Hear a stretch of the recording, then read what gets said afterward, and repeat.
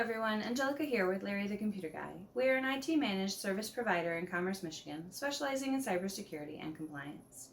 Today for some malware news.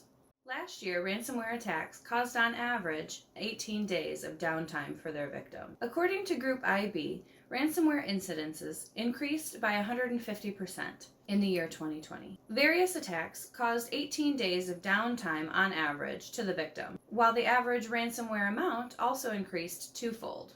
As the pandemic fades, students are returning to schools, but so are the cyber criminals. Hackers recently disrupted online learning systems at the University of Texas in El Paso. Computer systems at the University of Texas were brought offline due to a security breach. All students, staff, and non-essential workers were asked to work from home.